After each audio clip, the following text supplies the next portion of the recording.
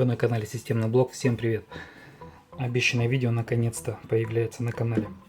А сегодня мы разберем такую тему, если у вас зашумел блок питания в компьютере. То есть такое тоже бывает, вентиляторы у них тоже выходят из строя. Ну, есть и другие элементы, которые могут издавать посторонние звуки. На примере достаточно популярного блока питания FSP. Ну, вы, наверное, видите, картинка должна быть четкая. Вот. Разобрать его несложно. Два болта с одной стороны, два болта с другой стороны. Болтики, которые вы видите со стороны вентилятора, они держат сам вентилятор. То есть их сразу откручивать не обязательно. То есть у вас вентилятор туда просто провалится. Это делать не нужно сразу. Собственно, давайте приступим. Для этого потребуется одна отвертка. Можно крестовую, можно плоскую, у кого что дома есть. То есть для этого не обязательно обращаться в сервис. Вот. И блок питания, напомню, что не должен быть включен в сеть. На всякий случай.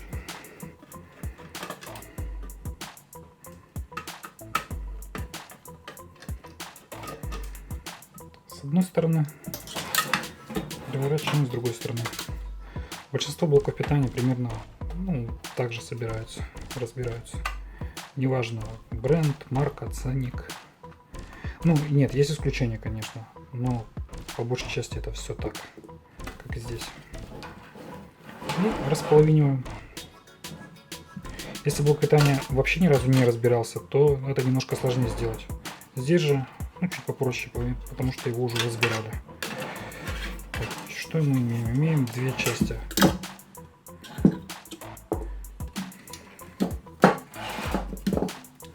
Часть вентилятора и основная часть с основными нашими радиоэлементами. Так, давайте начнем с вентилятора. Вентилятор здесь обычно 120, конкретно в этом экземпляре. Есть еще 80-ки, которые обычно крепятся на стороне решеточки. Здесь также они на выдув идут. Здесь же этот вентилятор стоит на вдув. То есть воздух он забирает из системника. То есть, как правило, лучше, конечно, если не ставить сверху, он забирает горячий воздух и выкидывает через решетку из системника. То есть участвует непосредственно в обмене воздуха всего системного блока. Тут уже, смотрите, стоит Zalman.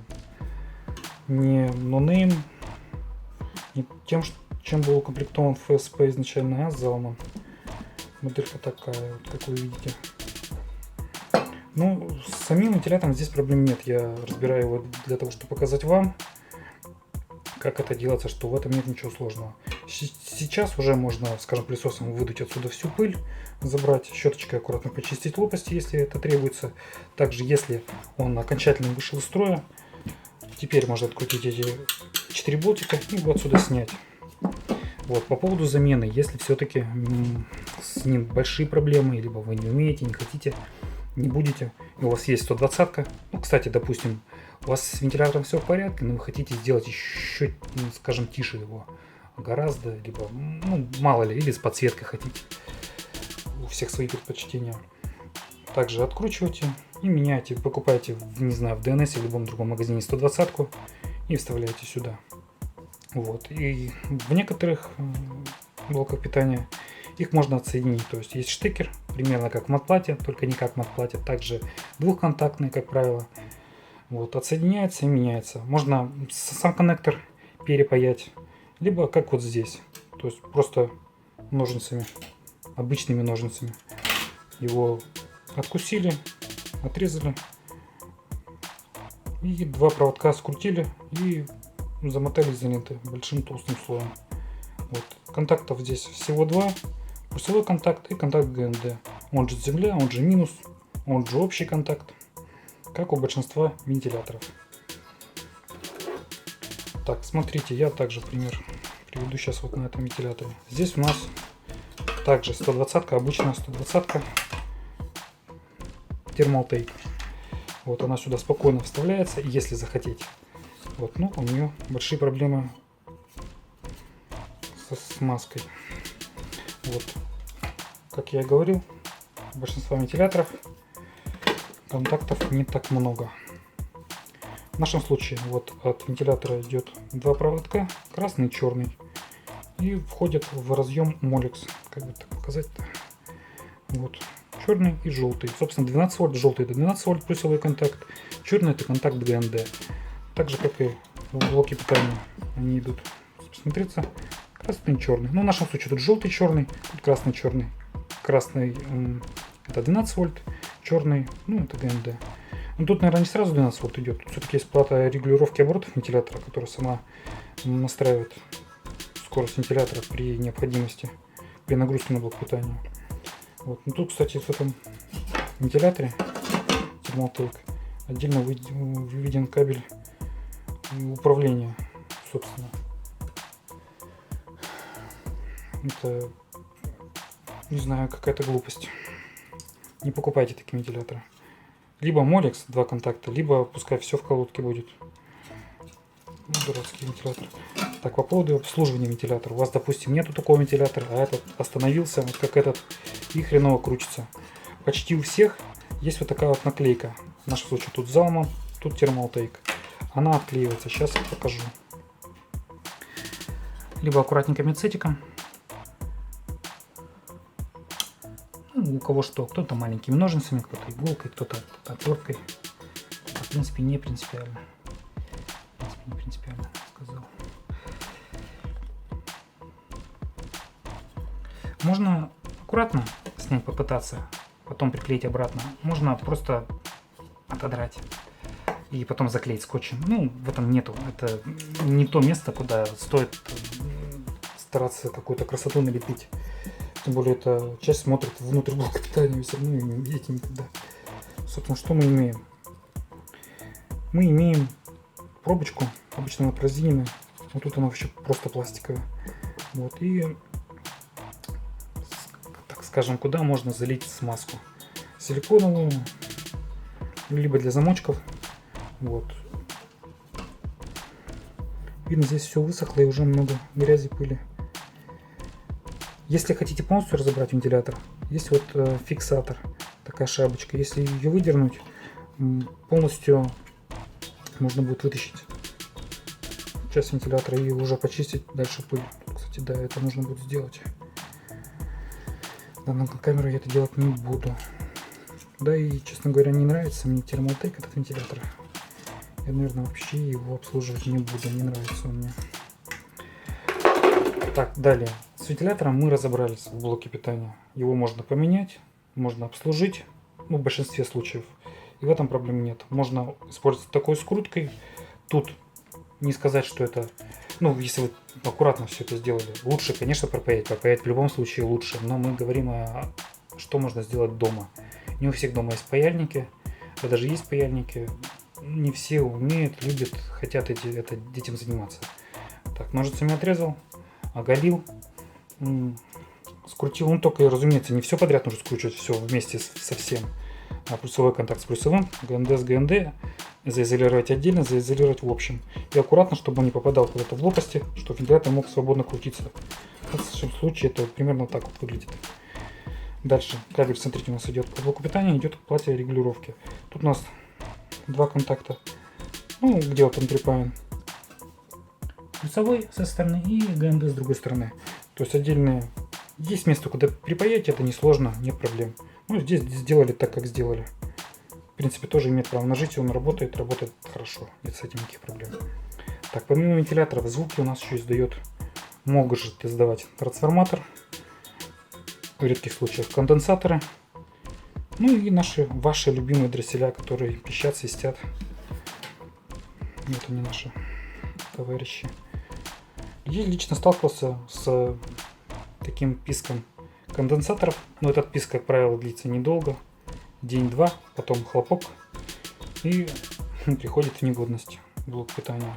Дросселя могут свистеть, знаете, такой высокочастотный писк очень долго. Обычно трансформаторы, если издают звук, они так гул, такой постоянный. С этим тоже особо ничего не поделать. Вот. Но это исключение. Чаще всего на фоне работающего вентилятора это не должно выделяться. Если выделяется, то, скорее всего, у вас проблемы какие-то с блоком питания. Вот. Ну, наверное, собственно, и все. Больше сказать тут нечего. Опять же, В ремонте, в сервисах за это берут деньги хорошие. 800, наверное, рублей минимум сейчас. Никто, ну, наверное, кто-то и будет, может, какой-то частный мастер возьмется там почистить ваш блок питания. Но, опять же, видите, чистка блока питания, кажется, на словах, это глупость. Это сделать на раз-два, любой, скажем, профан дома на табуретке с этим справится. Но учтите, вы приносите блок питания, системный блок. Он обычно у вас грязный, закрытый. То есть мастер берет его, вскрывает, вряпывается в вашу пыль, выдергивает оттуда ваш блок питания, борется с вашими скрутками, вашими проводами, что вы там напутали, наподключали. Выдергивает все коннекторы из матплаты. Ну, надеюсь, он делает это так, а не прямо на вашем системном блоке, чистит ваш какой-то щеточка маленькая, ваш блок питания, ваш вентилятор. Это тоже какая-то хрень, а не обслуживание, не ремонт. Вот, он должен его снять. По-хорошему, не щеточкой, а компрессором выдуть отсюда всю эту грязь, пыль, все до мелочи.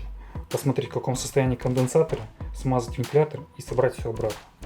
То есть, ну, это время тратится. Вроде бы это не сложно, это вообще не сложно для любого человека. Тут не нужно быть крутым мастером.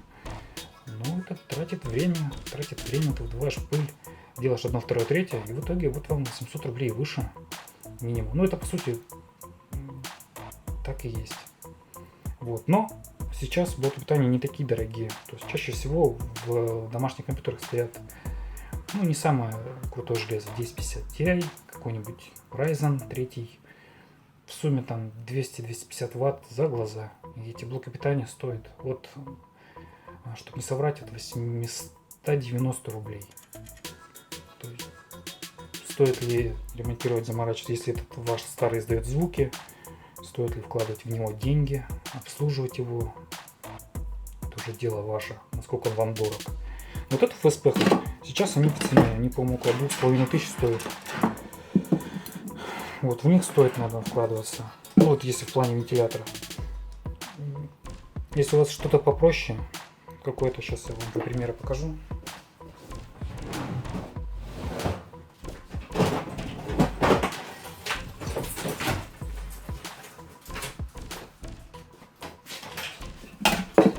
Что-то вот подобное, то я не думаю, что у него стоит вкладываться. Он не соответствует своим параметрам, достаточно легкий, сильно шумит. Я в прошлом видео его вам и показывал, между прочим, который вот как раз таки был шумный. Он, ну, работает, да. Ну, конечно, никаких 600 ватт тут речи не идет. Шумит, ну, посмотрев его начинку, характеристики, я принял решение не обслуживать его дальше. То есть не менять тут вентилятор, вообще ни копейки в него не вкладывать. Он идет с каким-то офисным системником. И все. То есть толку.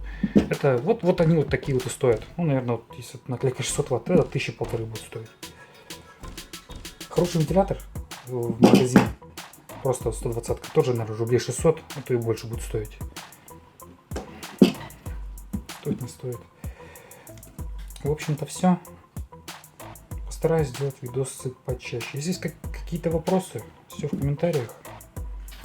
Все в комментариях. Я стараюсь отвечать. И если кому-то не отвечаю, ребята, простите, я тоже работаю, тоже у меня есть не всегда свободное время отвечать. Я вижу, я читаю и стараюсь по возможности отвечать всем.